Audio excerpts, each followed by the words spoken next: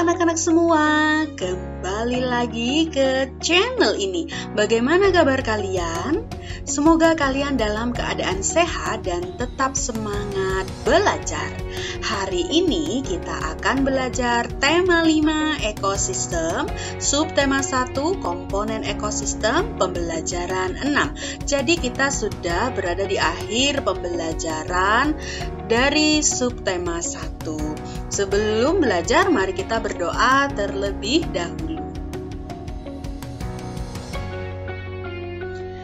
Hari ini kita akan belajar menjelaskan isi bacaan dengan menggunakan peta pikiran, mempresentasikan clipping tentang usaha mempersatukan NKRI, dan menyanyikan lagu bertangga nada minor dengan iringan musik.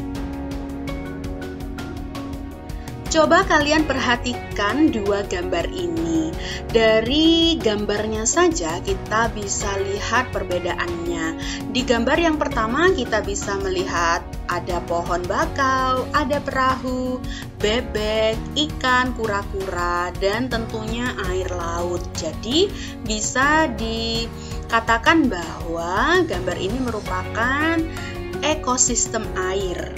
Kemudian gambar yang kedua, di sini ada unta. Kita sudah tahu bahwa unta tinggal di padang pasir ya, di daerah Timur Tengah. Nah, jadi ini disebut dengan ekosistem gurun. Lalu perbedaan apa saja yang dapat dilihat dari kedua gambar tersebut? Jadi perbedaannya kita lihat dulu gambar yang pertama, ini termasuk ekosistem air.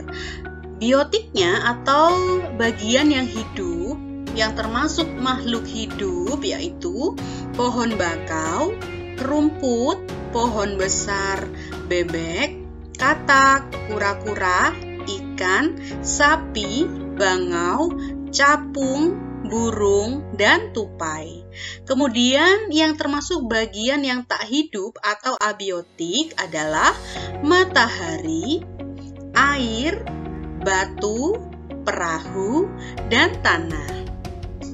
Kemudian kita lihat gambar yang kedua, ini termasuk ekosistem gurun. Biotiknya atau bagian yang hidup yaitu kaktus, unta, kelinci, burung, kadal, dan rumput. Yang termasuk abiotik yaitu pasir dan matahari.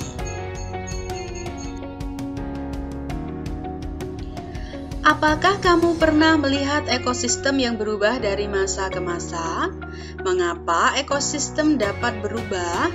Apa sajakah yang menyebabkan perubahan ekosistem?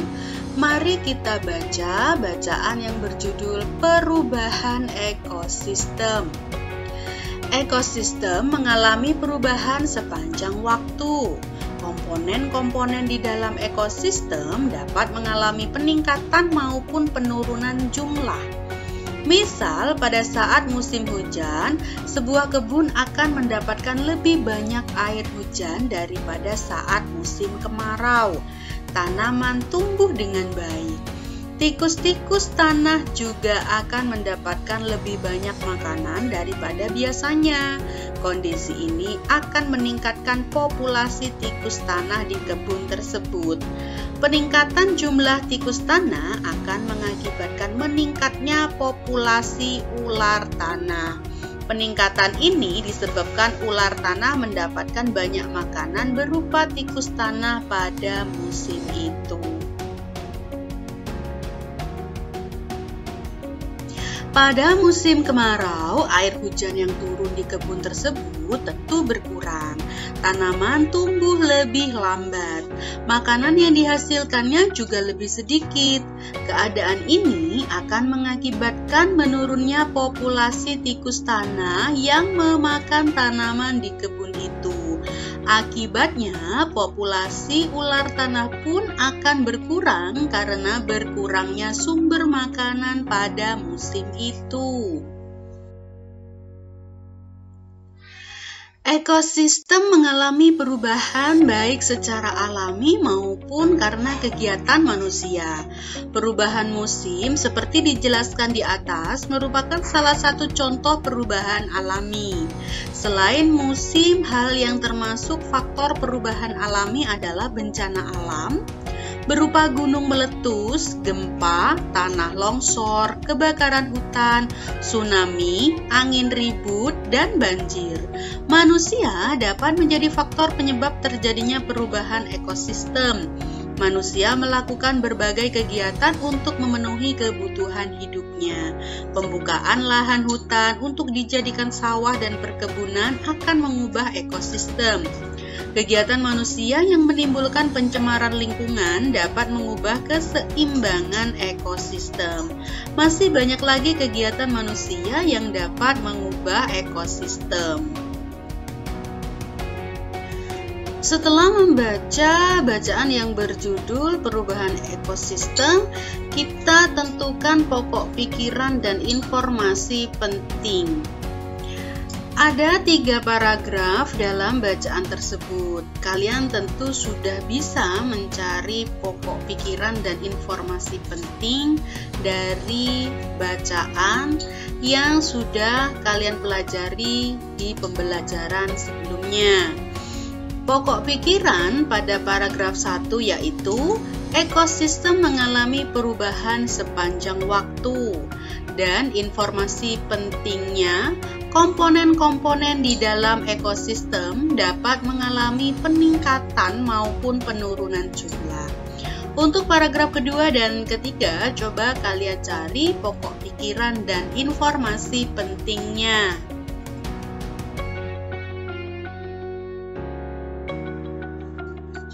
Setelah kalian menemukan pokok pikiran dan informasi penting dari ketiga paragraf tersebut, kita buat peta pikiran sesuai pokok pikiran dan informasi penting dari bacaan. Ini dia peta pikirannya yang berjudul Perubahan Ekosistem. Bisa kita bagi menjadi 2, yaitu penyebab dan akibat. Penyebab perubahan ekosistem ada 2 hal, yaitu perubahan secara alami dan perubahan akibat manusia. Perubahan secara alami bisa disebabkan oleh perubahan musim dan bencana alam. Sedangkan perubahan akibat manusia bisa disebabkan oleh pembukaan lahan hutan dan pencemaran lingkungan. Akibatnya dari perubahan ekosistem yaitu ada 2, peningkatan komponen-komponen ekosistem atau penurunan komponen-komponen ekosistem. Pada pembelajaran sebelumnya, kalian sudah membuat clipping yang menunjukkan usaha-usaha menjaga persatuan dan kesatuan bangsa yang dilakukan oleh pemerintah dan masyarakat. Jadi sekarang kita akan jabarkan usaha-usaha yang dilakukan masyarakat untuk mempertahankan NKRI. Yang pertama, kalian sebagai siswa bisa mengikuti upacara dengan hikmat. Upacara bendera yang dilakukan setiap hari Senin merupakan bentuk penghormatan kepada negara kita dan menghargai jasa para pahlawan yang sudah memperjuangkan kemerdekaan Indonesia.